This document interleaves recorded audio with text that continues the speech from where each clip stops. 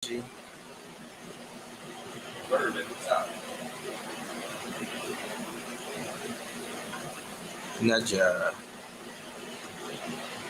نجا شخص نجا العصير خلصوا نجا غصن قطع. Here we go. أيوة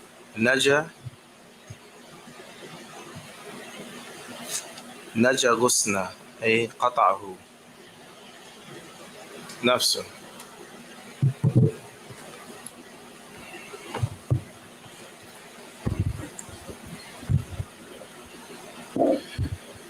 بسم الله الرحمن الرحيم. الحمد لله والصلاة والسلام على أشرف الأنبياء والمرسلين نبينا محمد وعلى آله وصحبه أجمعين. اللهم انفعنا بما علمتنا وعلمنا ما ينفعنا. اللهم زدنا علما إنك أنت عليم حكيم. اللهم اجعل هذه المحاضرة حجة لنا لا حجة علينا يا رب العالمين. أما بعد.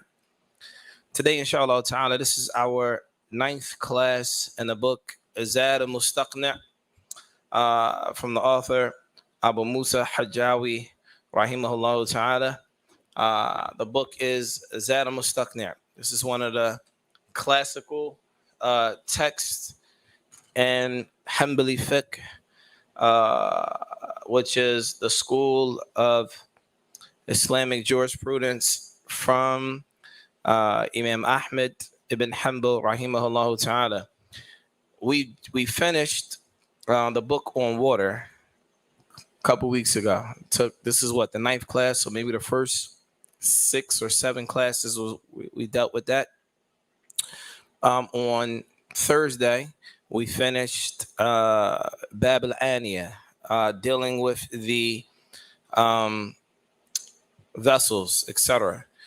Today, inshallah ta'ala, we're going to be starting a different chapter. This chapter is Bab al-Istinja. What is istinja? Does anyone know what that is? Not istinja. Istinja. Bab al-Istinja. Not stinja. What is istinja? Purify yourself. How do you do that? According to Islam. How do we do it according to Al-Islam? We're going to talk. I don't want you to answer. It's rhetorical. We're going to talk about that in a minute, inshallah ta'ala. I just want to look at the translation that they have for it.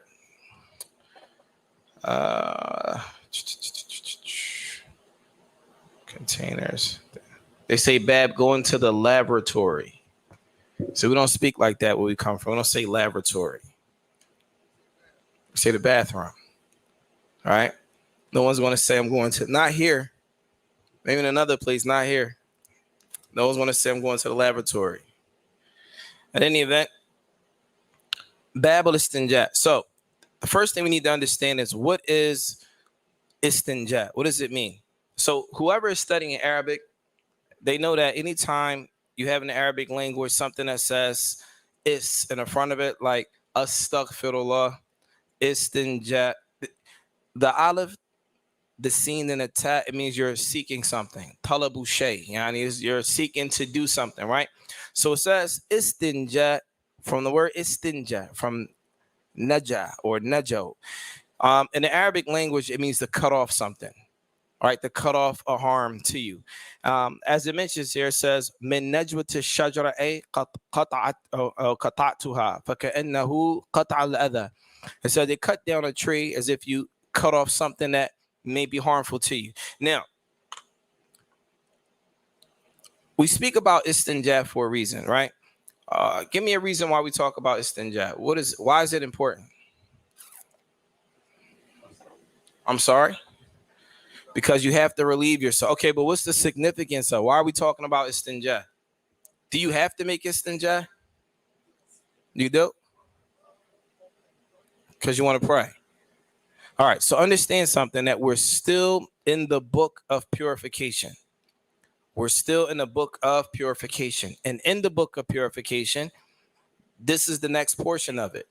Istinja, right? You're seeking to remove something from you. some type of filth, right? So we're seeking to remove it. So before we get into this, we have 5 rulings in Islam when it comes to doing certain things, right? You covered that the other night, didn't you? Good, so you know it. Well, what are the rulings as it relates to the things that we do? There are 5 of them. What are they? Wajib. What does wajib mean?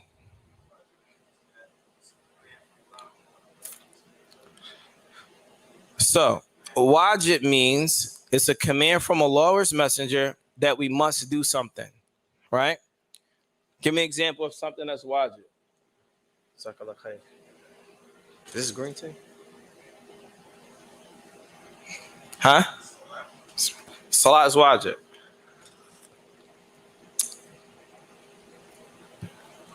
Right.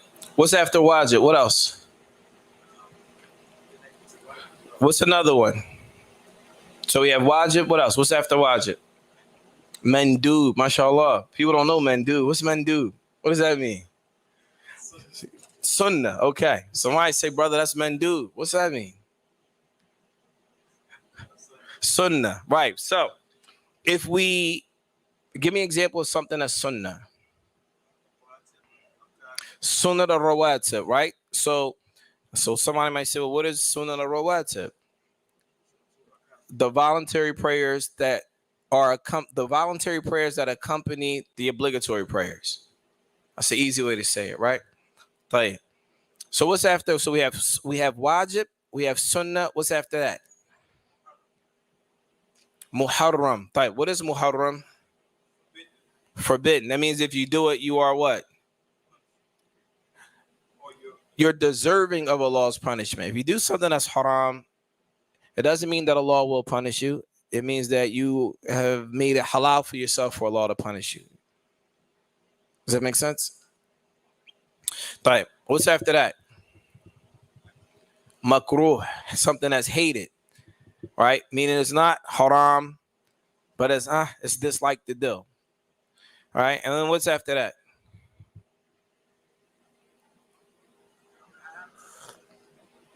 No, not halal. Mubah.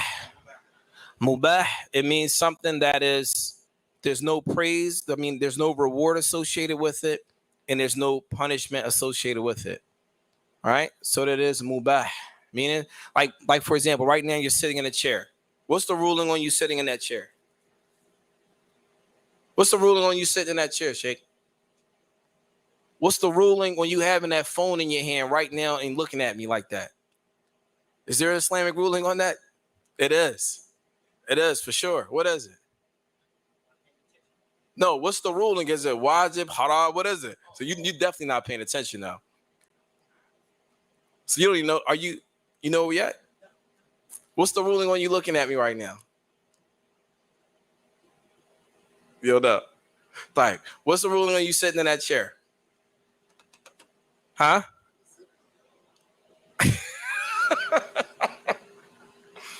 Listen, we already know you can sit in it. What's the ruling on it? You don't know the ruling on it? As far as what we were just talking about. You need time out. So the ruling on sitting in a chair outside of the salat, right? Outside of the time, a normal time is mubah. What's the ruling on holding a phone in your hand? Remember, in Islam, everything we do, there is a ruling associated with it, which makes it scary because then you got to think about all your movements, right? What's the ruling on this? What's the ruling on that? All right. So today, inshallah, when we talk about istinja, we're going to speak about that which is mubah, that which is makruh, that which is haram, as it relates to the chapter of al-istinja. Any questions? None. Okay. So the first part, now, whoever has the book, you can follow along. I don't know. I have an extra one here. Here, not. I don't know what page it's on. Here's another one here if you want to use this one too. Huh? Istinja. This one's already turned to it. All right, so you can follow along with the text. Okay? You find it? Let me find it for you.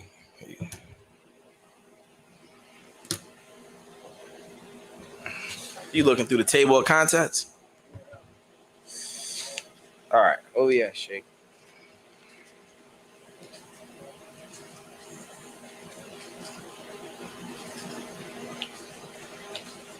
Here you go. It's already turned to it. All right. So the author, he starts off this chapter by saying, يستحب عند دخول الخلاء قول بسم الله أعوذ بالله من الخبث والخبائث. So he starts off by saying, it's recommended, it's sunnah, for a person when they enter into the bathroom. What do you say when you enter into the bathroom? And when they say enter into the bathroom, this doesn't mean once you're in the bathroom you say this. You say this before you go into the bathroom. Is that clear? Right. So it's in the dukhul al-khala. When you're in, and when they say bathroom here, right? When they say khala, khala means that you're in a process of removing waste from your body. So I'll give you an example. If you're going into a bathroom, the way that we see it, it's a public bathroom. You go in there and you have sinks and then you have toilets, right? The toilet area is considered the khala. Why? Because here you're going to remove something from yourself, not when you first walk in. Does that make sense? Right. So it says, yustahabbu inda dakhul al-khala qawl, that is recommended when you go into the bathroom, you say Bismillah, a'udhu billahi min al-khubthi wal-khaba'ith. Bismillah, in the name of Allah, I seek refuge in Allah from al-khubthi and the khaba'ith. Now, many of the scholars of Islam, they say khubthi wal khaba'ith. Some say that these are the male and female jinn. The male and female jinn. They say they are the shayateen, right? This is what is understood when we do this. Now, this is considered a what? Something that is wajib, something that is recommended, or what? Huh? Recommended. This means that if you don't do it, you are not deserving of what? A punishment. Is that clear? So if we do it, then we are what? Rewarded for it. So this is a layup. It's easy. Certain things like this we can do to earn easy reward, because at the end of the day, when we die, when Allah subhanahu wa ta'ala takes our souls, we're going to look for it. We're going to hope that we have layups, easy buckets, right? Easy scores that we can put on our scale. That's easy.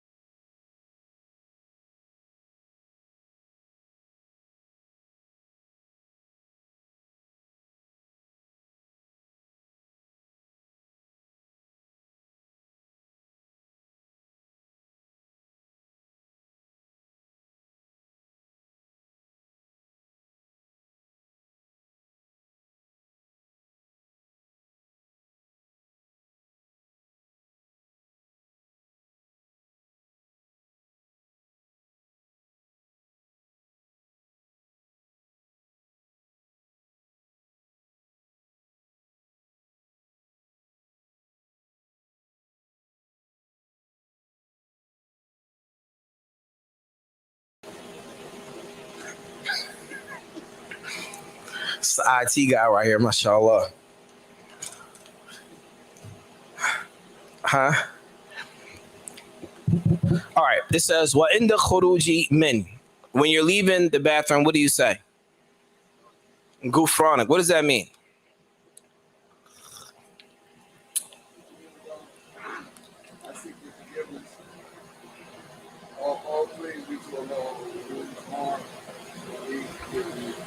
Right. So, when a person leaves the bathroom, when they walk out, the sunnah is also to say, Gufranak, Alhamdulillah, alladhi adhaba anni ala adha wal wa'afani. Wa'afani. Um, there's some difference of opinion as it relates to the second part of this hadith. However,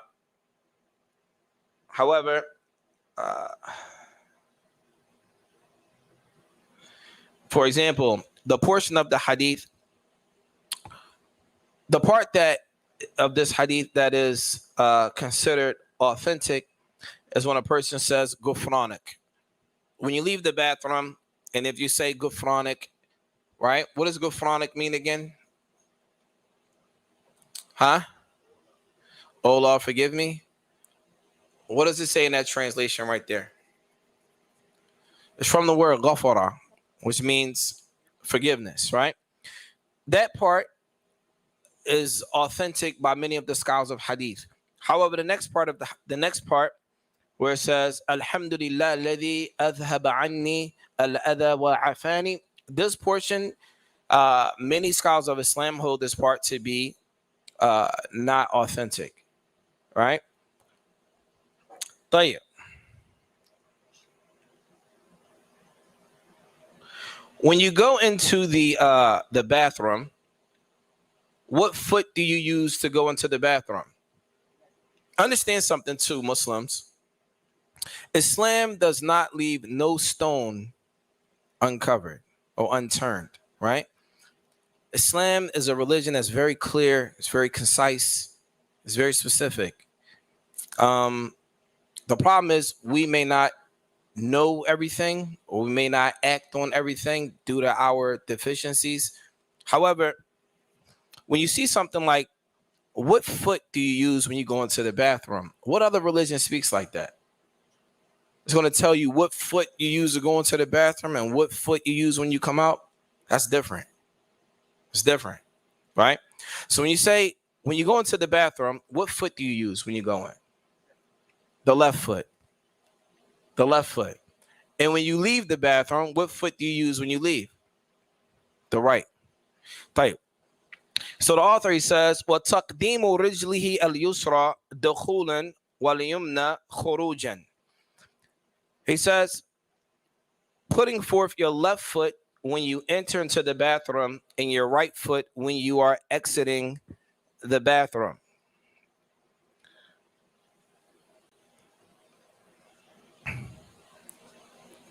Is that clear? طيب. And then he says, عكس مسجد ونعل. The opposite is for going into the masjid and putting on a shoe.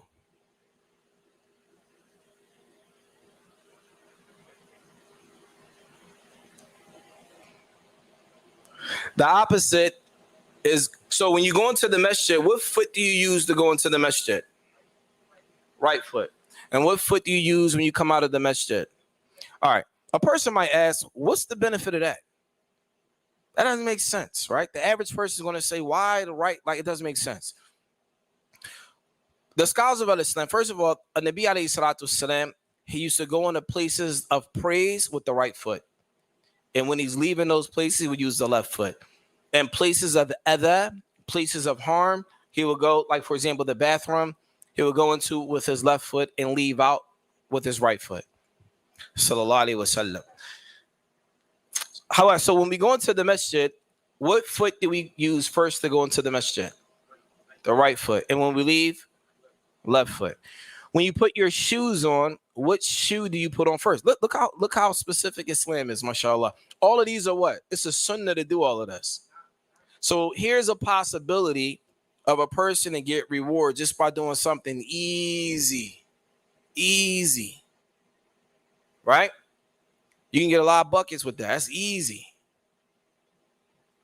So when you put your shoe on, what foot should you put on first? And when you take your shoe off, which foot? Left. The opposite, right? Now he says, now the next part of the text, the Shaykh Rahimahullah says, وَاعْتِمَادُهُ عَلَى رِجْلِهِ الْيُسْرَى. So if a person is using the bathroom, understand something. They don't have, well, they do now, but at the time of this book being written, people would use holes in the ground to use the bathroom. Does that make sense? Even in a lot of places in Saudi Arabia, even now, in many places around the world, they still use a hole in the ground. Not all of them, but some places. So they say if a person is using the bathroom, right, it says, وَاعْتِمَادُهُ عَلَى رِجْلِهِ الْيُسْرَى. If they are using the bathroom and they are squatting, then you lean on your left leg more so than your right. You might say, well, it doesn't make sense, right? You lean on your left leg more so than your right.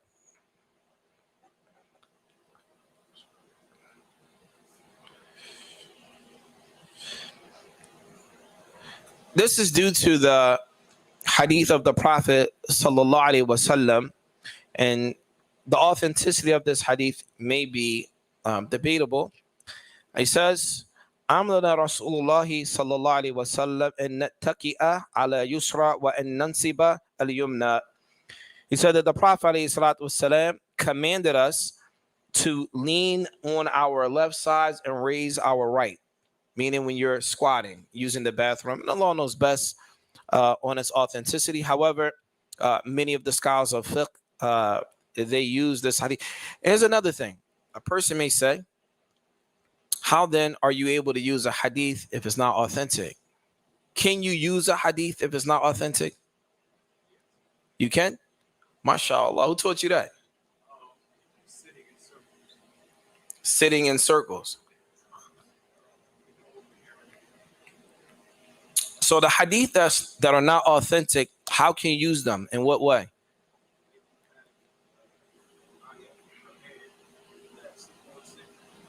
He said maybe you have an ayah that supports it. Mumkin, that's possible. However, just strictly using hadith without any ayat or anything outside, there are certain hadith that are not authentic, but we can use them.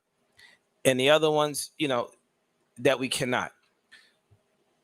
A hadith that is not authentic, but we can use it as long as it has to do with what? Actions, like righteous actions, like fadal al-a'mal, like doing good deeds and stuff like that. You can use those. And you find many of the scholars of Islam using them. However, when it goes to halal and haram, like you can't do this or can't do that, then we don't use that. Well, there. So anything that has to do with virtuous actions, it's no problem by many of the scholars of Islam. However, if it has to do with some type of action to do consisting of halal and haram, and then we don't do that. Is that clear? Tayyib. Now it says, now we're going to talk about, it says the next part, وَبُعْدُهُ فِي قَوَاءِ وَاسْتِتَارُهُ. So the next part is, if a person is using the bathroom and he's outside, let's say, for example, you're out in the woods, you're camping, what have you. It says, وَبُعْدُهُ فِي فَضَاء. If you're going to use the bathroom outside in a public place, you should go far away from the people. You should go far away from the people. وَاسْتِتَارُهُ. And you should cover yourself. وَاسْتِتَارُهُ means that a person should cover him or herself.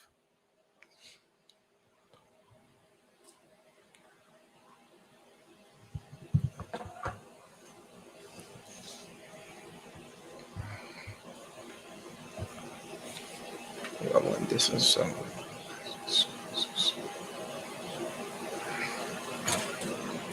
All right.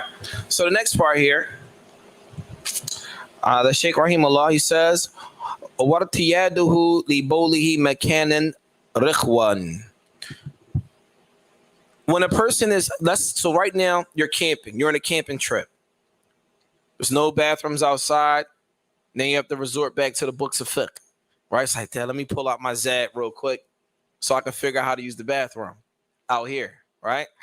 So you're outside, you're in the woods, you're camping, you have to use the bathroom. So it says, وَارْتِيَادُهُ لِبَوْلِهِ مَكَانًا رِخْوًا.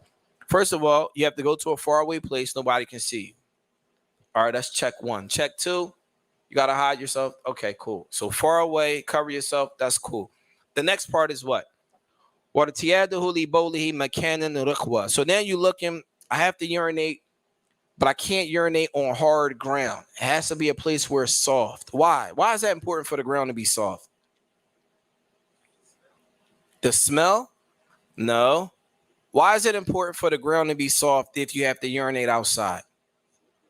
So it can absorb it. Because if it's hard, what's going to happen? It's going to bounce back on you. Right? So now your garments are now najis. And you don't want to do that. Right? So you want to make sure that it doesn't bounce back on you. Therefore, you're looking for a ground that is rikhwa, that is soft, that can absorb the urine. Is that clear? Tell you.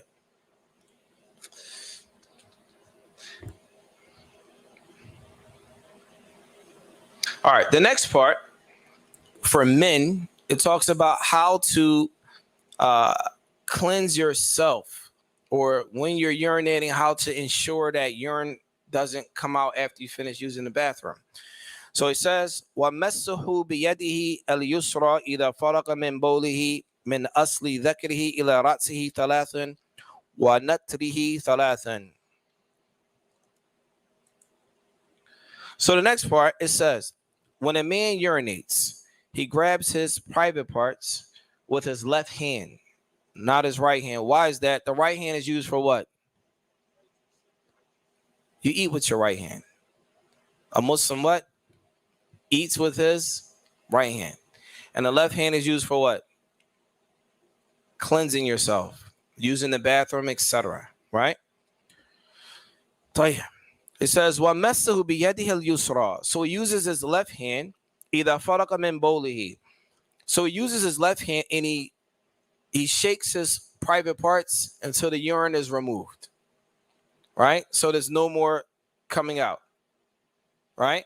He uses his left hand to ensure that no more urine is coming out after he urinates. Is that clear? Go ahead. Huh?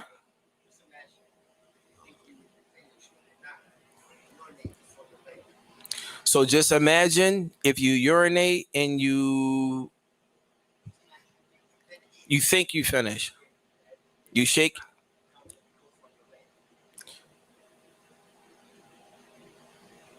If you're urinating and you think you're finished and some urine gets on your leg. So you tell me, what do you do? Wash it off. Wash it off. All right.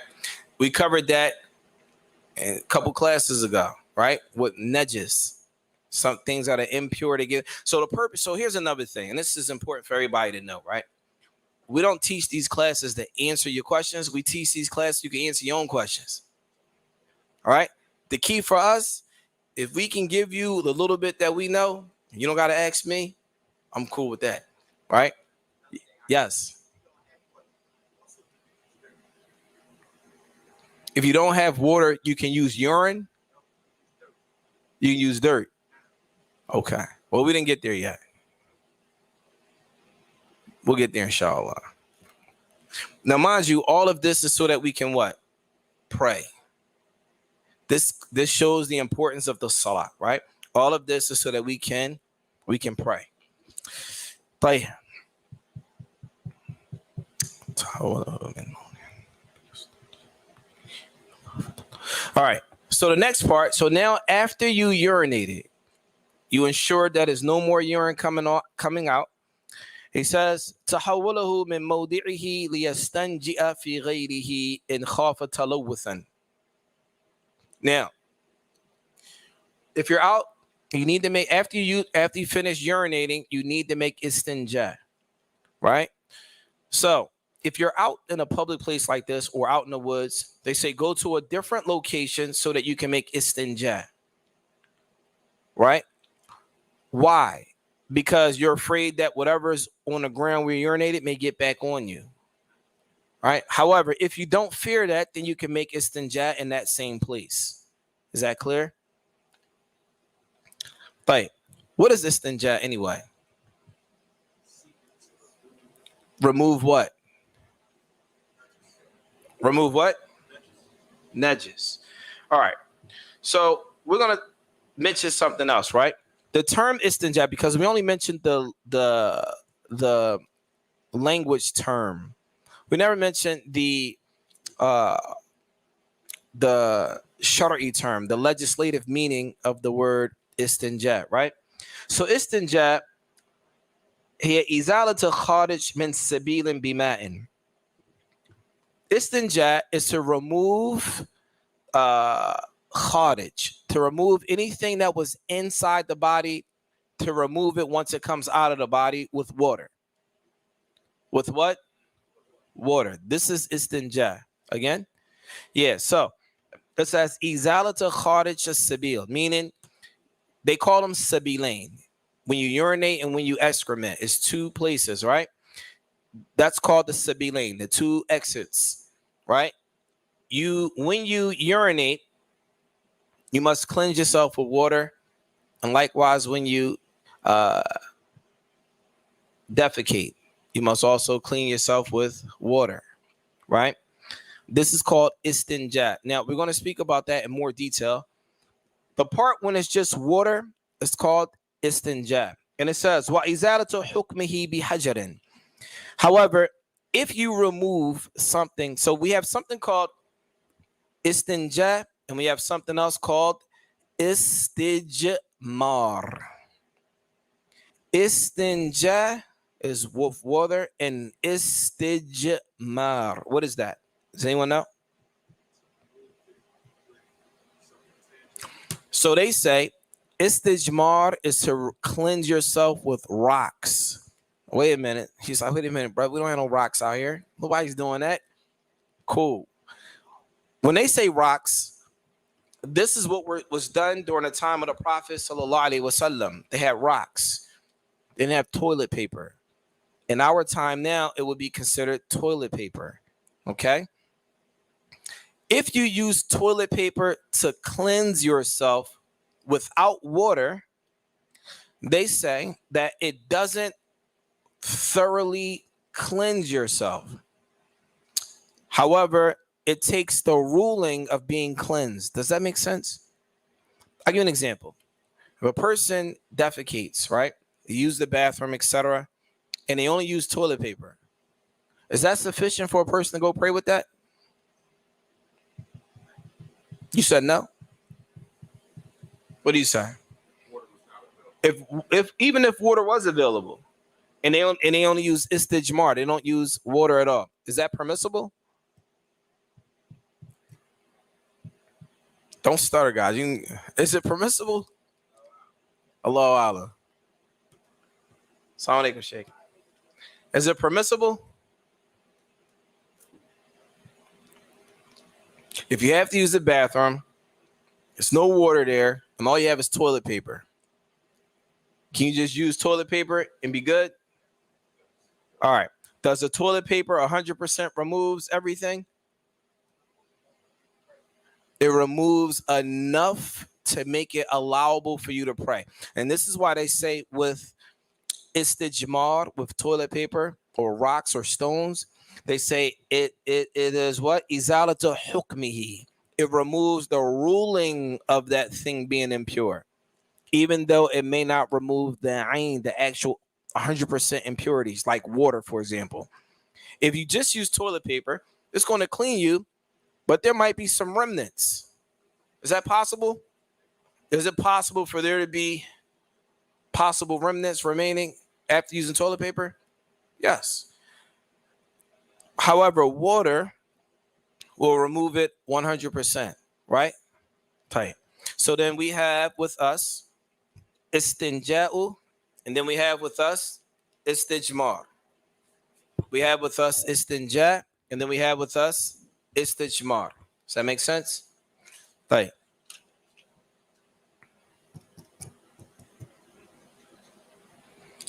All right. So now we're going to talk about the things that are hated, the things that are hated when it comes to using the bathroom that we shouldn't do, right? This is number one. يقرأ دخوله بشيء فيه ذكر الله تعالى إلا لحاجة. All right. So we have a lot of Muslims. They have like chains that say Allah's name on them, right? You never saw a person with a chain with Allah's name on it? Like, or you may have a shirt with Allah's name on the shirt, or a hat, or what have you, right? It is hated for that person to enter into the bathroom with Allah's name on it. It is hated for that person to enter into the bathroom with Allah's name on it. إِلَّا لِحَاجَةٍ, unless it's a necessity where they have to. Yes. Makruh. Makruh, but most, yeah, makruh. It's hated, right? And when we say hate, who is it hated by? You? By who? By Allah subhanahu wa ta'ala, right? So then, so it's hated to enter into the restroom, the bathroom, the stall with Allah's name on it. Anything. All right? It's haram to enter into the stall with a mushaf, a Quran. What is a mushaf? When we say Quran, what is a Quran? Just so that we know. If you have the English and Arabic next to each other, is that the Quran? No. What is it? The translation. What is the Quran? No, huh? Yeah, if it's all Arabic in it, that is the mushaf. It is haram to enter into the bathroom with the mushaf. Right? The next one, وَرَفْعُ ثَوْبِهِ قَبْلَ دَنُوِّهِ مِنَ الْأَرْضِ. So during that time, if they had a thobe on, like what we have on now, or an izar or something like that, they said it is hated for you to raise up your izar or your thobe before you actually go to the place to use the bathroom. And the reason why they're saying this is because your aura or your private parts will be exposed. However, this is referring to a time that we don't live in, right? That's like saying today you have to go to the bathroom and you're pulling down your pants while you're walking to go use the bathroom, right? Nobody's going to do that. You see how you're just like, what? No one's going to do. No one's going to, before they get to the bathroom, they're pulling their pants down. Well, right. The next one, wa kalamuhu fihi, speaking while you're using the bathroom. Some people, they might be on the phone using the bathroom. And we're going to talk about that too. All right? A person may be, when we say using it, we're talking about a process of urinating. You're talking to your man in the next door. Yes.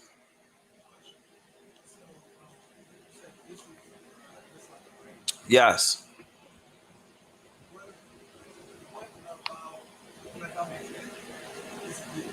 No, go ahead. It's a what question? It's a deep question. How deep? It depends on what your question is, whether we. Oh, put a what?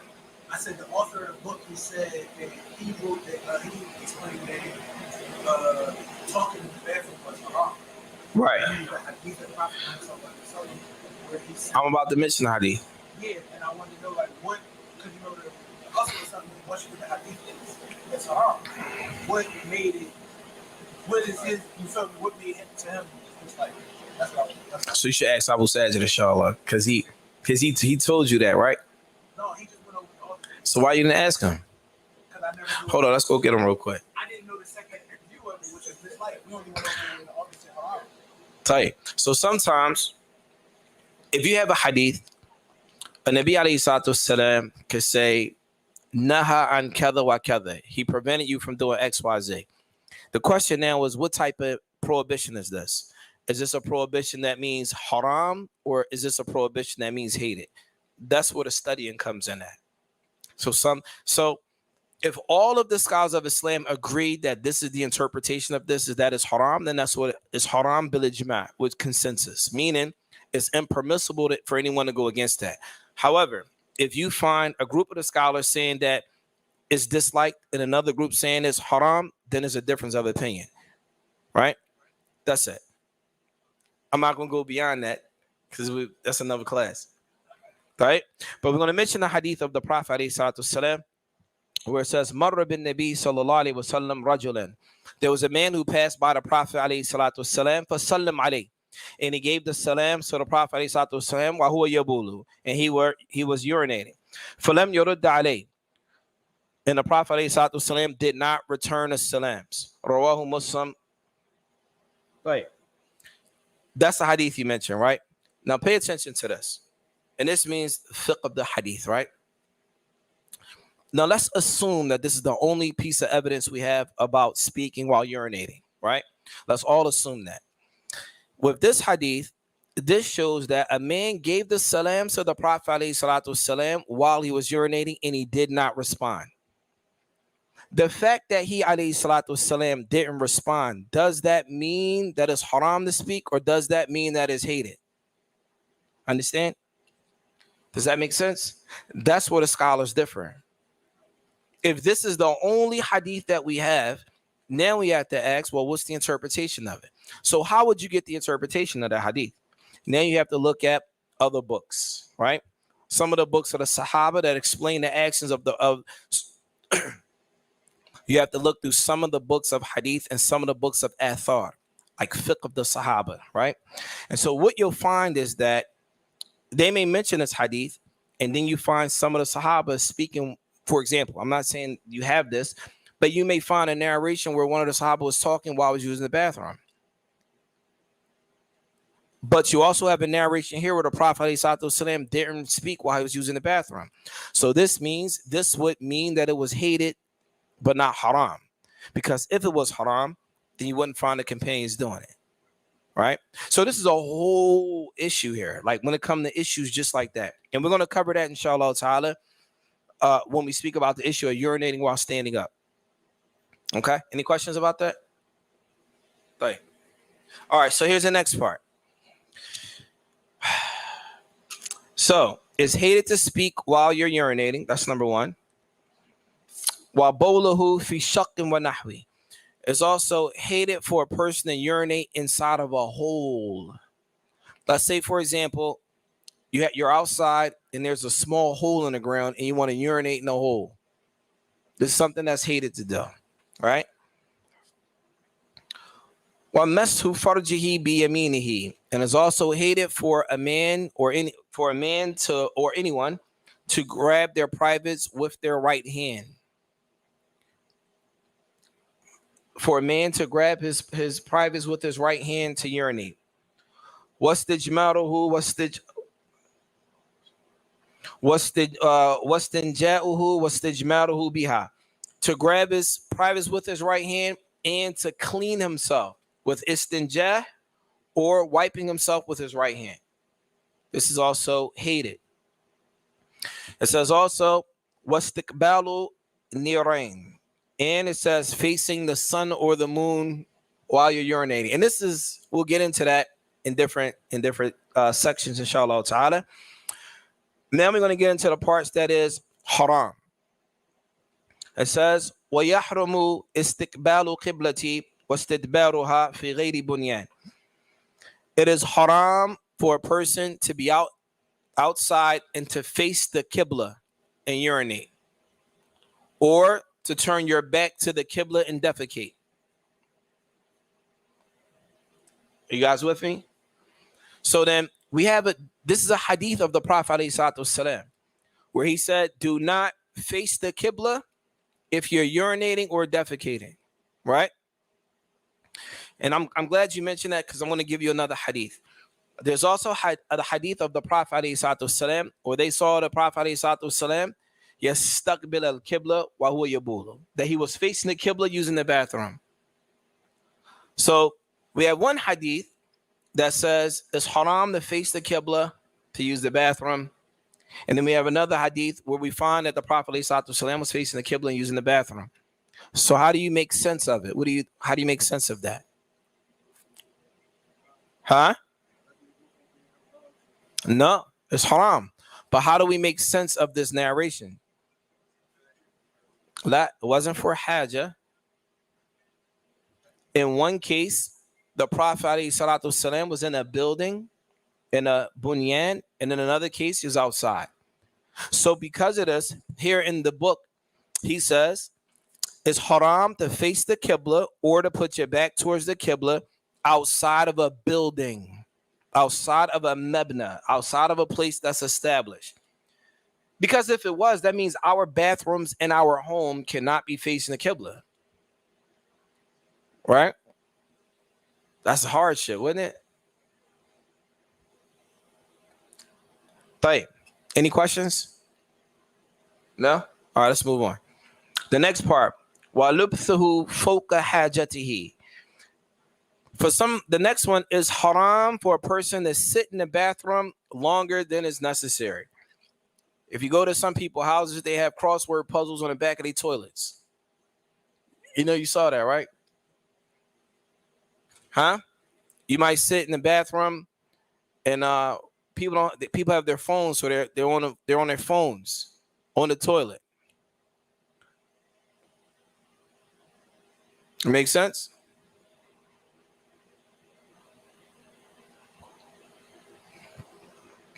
A person may be on their phone while they're in the toilet, playing what? Candy Crunch? No, they shooting pool. They're on the toilet playing people around the world shooting pool on the toilet. Right? It says it's haram lubthuhu fawqa hajatihi. This means staying in the bathroom longer than what is necessary. Longer than what is necessary. It is also haram bowluhu fit tariq or fit tariq.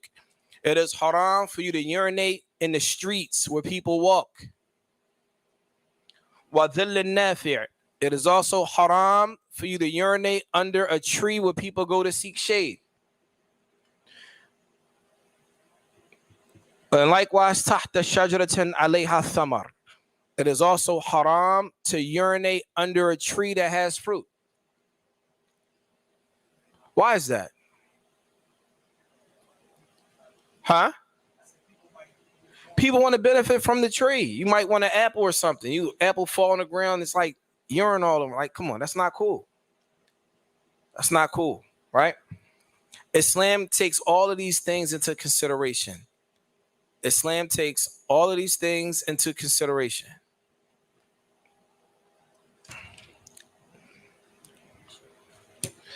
All right.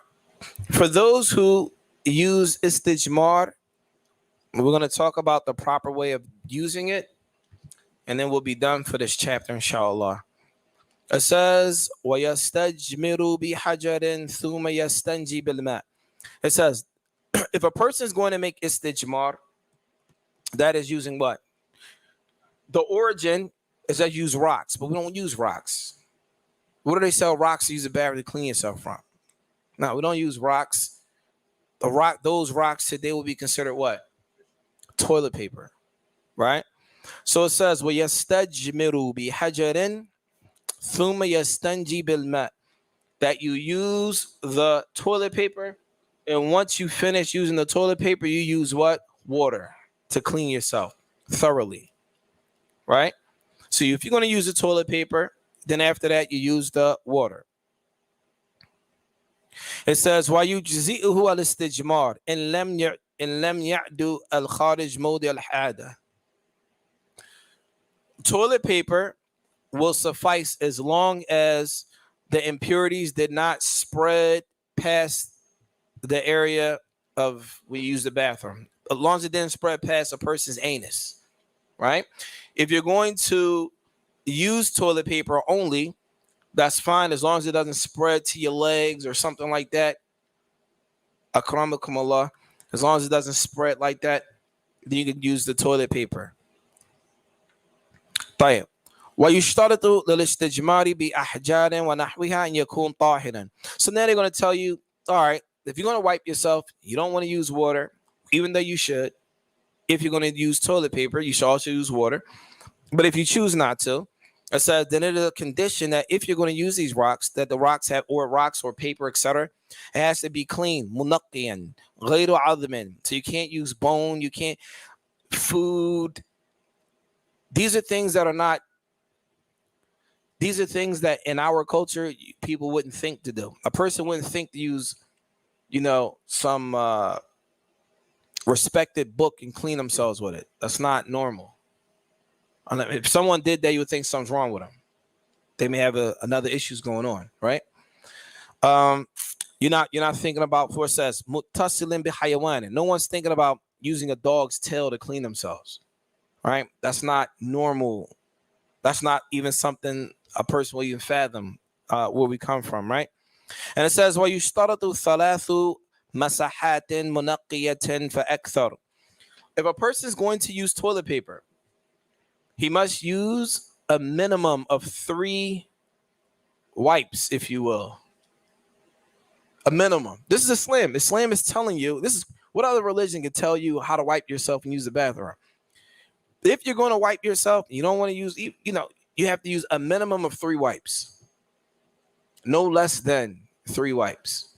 فَأَكْثَرُ. A minimum of 3 and as much as is needed.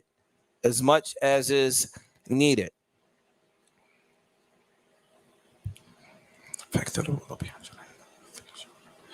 وَيُسَنُّ قَطْعَهُ عَلَى وِتْرٍ. And it's sunnah to stop the wipes on an odd number. To stop the wipes on an odd number. It says, وَيَجِبُ الْإِسْتِنْجَاءُ لِكُلِّ خَارِجٍ إِلَّا رِيحٍ. So anything that comes out of the sabilane, the front or the back, anything that comes out, you have to make istinja except for passing gas or breaking wind. Does that make sense? So a person breaks wind, he doesn't have to go and make istinja. Is that clear? And the last part here, وَلَا يَصِحُّ قَبْلَهُ وُضُوءٌ وَلَا تَيَمُّمٌ. It says that it is not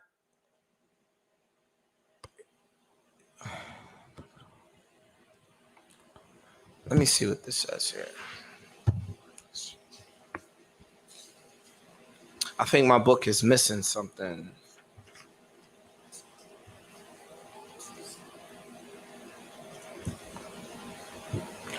All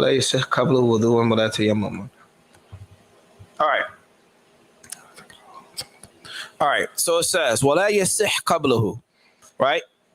Let's say a person uses the bathroom, urinates, defecates, and then he gets up, goes to make wudu first, and then comes back to make istinja. This is incorrect. It says, وَلَا يَصِحُّ قَبْلَهُ وُضُوءٌ وَلَا تَيَمُّمٌ. Meaning, you can't make wudu or tayammum until you make istinja. He might say, wait a minute. Okay, it makes sense? All right. Any questions about that? Yes. Go ahead, Sheikh. I'm sorry? About wudu? We didn't get the wudu yet. But go ahead, ask anyway.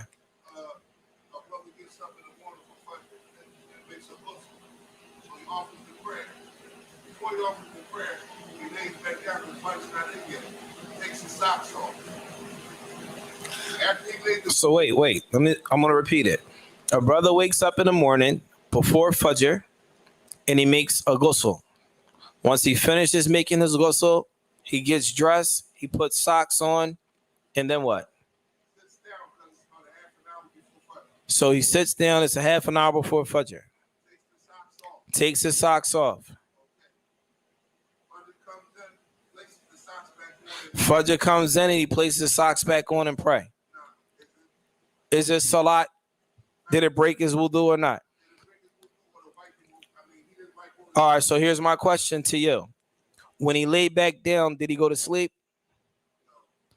Did he pass gas or anything? So he was aware of what's going on around him? Then it's labets. It's no problem. He could take his socks off and still pray. He didn't break his wudu. Now, if he laid down and went into a deep sleep, I'm just telling you, if he laid down and went into a deep sleep and then he took his socks off, many of the scholars of Islam, the majority will say that by him taking his socks off, he broke his wudu. He needs to make his wudu again. But as long as he did not go into a deep sleep, then he still has wudu. No. Anything else? Right. So the next class, inshallah ta'ala, we're going to cover Babul Siwak wa Sunan al-Wudu, the chapter of using a siwak. Does anyone know what the siwak is? We'll talk about it Thursday, inshallah. Any questions? Go ahead, Sheikh.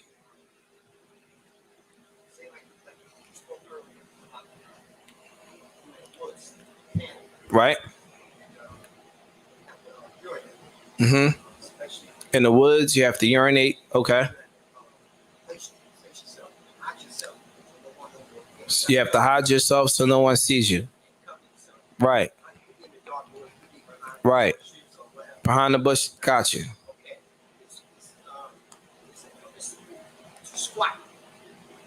Is it permissible to squat while you're using the bathroom? So many of the scholars will say it's preferable to squat.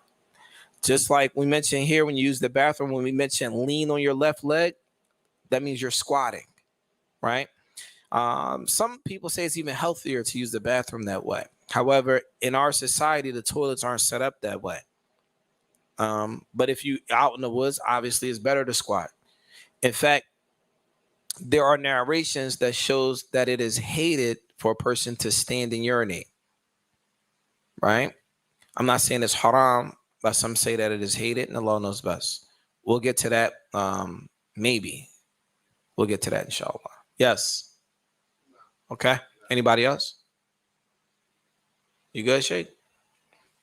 طيب. سبحانك اللهم وبحمدك أشهد أن لا إله إلا أنت أستغفرك وأتوب إليك. السلام عليكم ورحمة الله وبركاته.